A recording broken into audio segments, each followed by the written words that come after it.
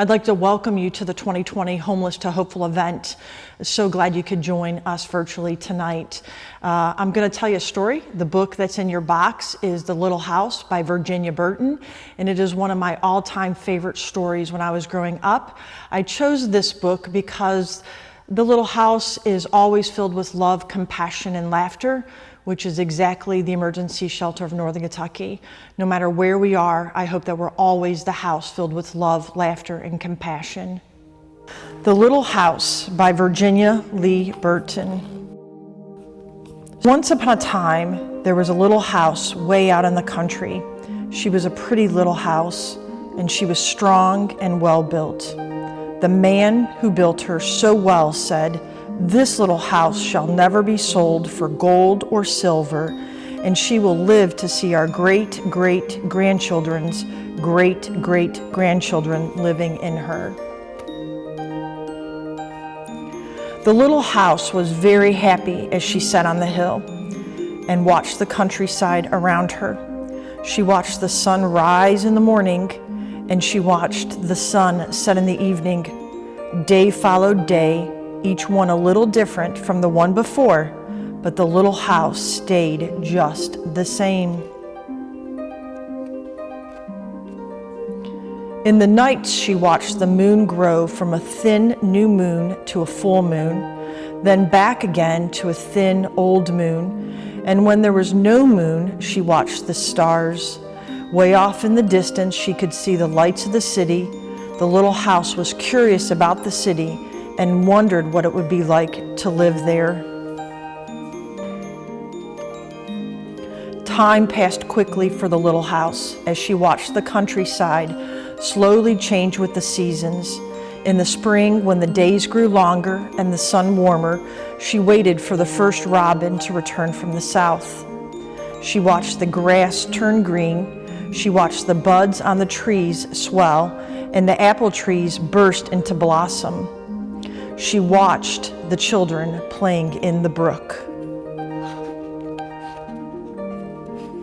In the long summer days, she sat in the sun and watched the trees cover themselves with leaves and the white daisies cover the hill.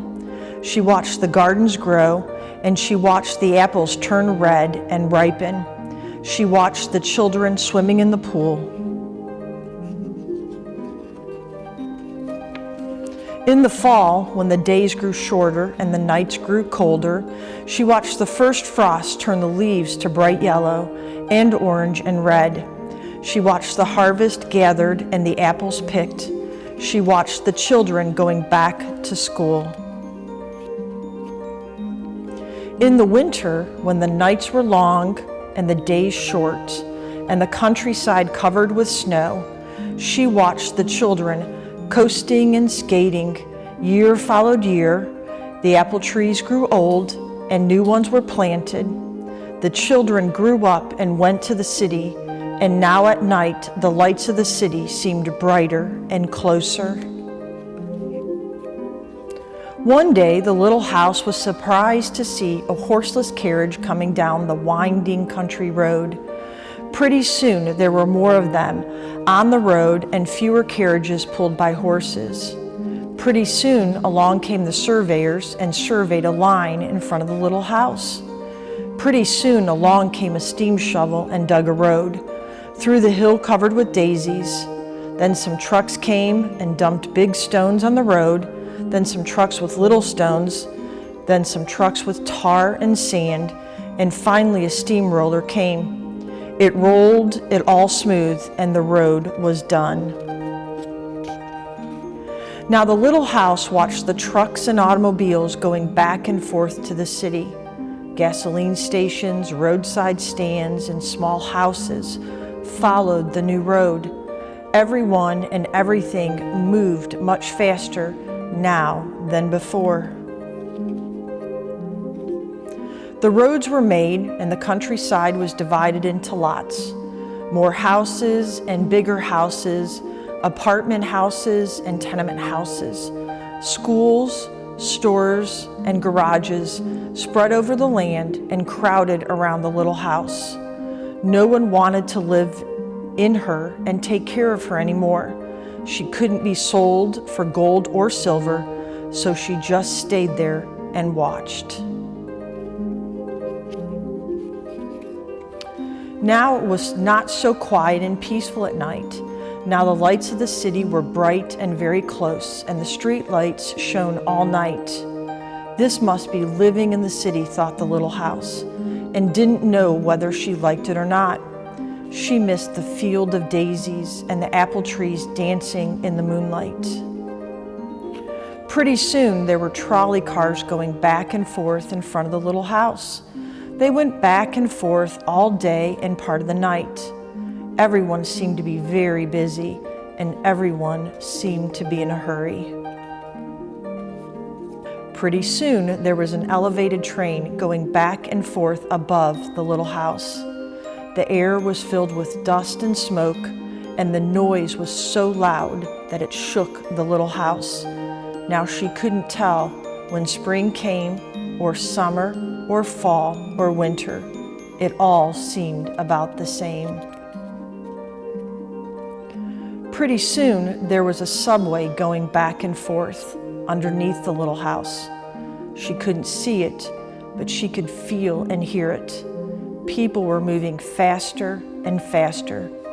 No one noticed the little house anymore. They hurried by without a glance. Pretty soon they tore down the apartment houses and tenement houses around the little house and started digging big cellars, one on each side. The steam shovels dug down 3 stories on one side and 4 stories on the other side. Pretty soon they started building up. They built up 25 stories on one side and 35 stories on the other. Now the little house only saw the sun at noon and didn't see the moon or stars at night at all, because the lights of the city were too bright. She didn't like living in the city. At night she used to dream of the country and the field of daisies and the apple trees dancing in the moonlight. The little house was very sad and lonely. Her paint was cracked and dirty. Her windows were broken and her shutters hung crookedly. She looked shabby, though she was just as good a house as ever underneath. Then one fine morning in spring, along came the great-great-granddaughter of the man who built the little house so well. She saw the shabby little house, but didn't hurry by. There was something about the little house that made her stop and look again.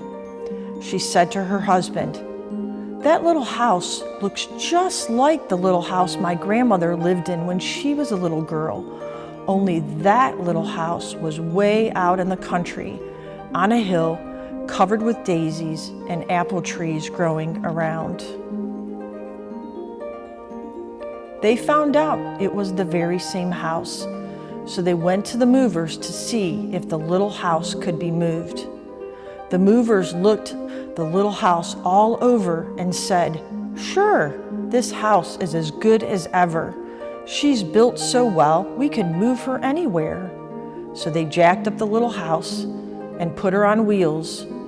Traffic was held up for hours as they slowly moved her out of the city. At first, the little house was frightened, but after she got used to it, she rather liked it. They rolled along the big road, and they rolled along the little roads until they were way out in the country. When the little house saw the green grass and heard the birds singing, she didn't feel sad anymore.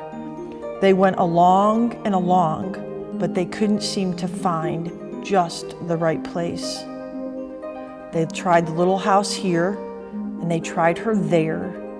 Finally, they saw a little hill in the middle of a field, and apple trees growing around. "There," said the great-great-granddaughter, "that's just the place." "Yes, it is," said the little house to herself.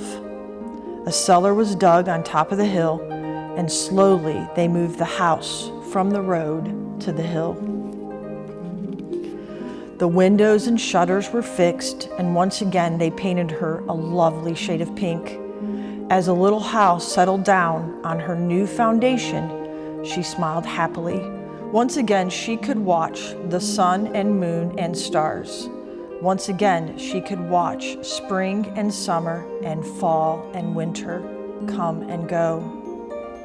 Once again, she was lived in and taken care of.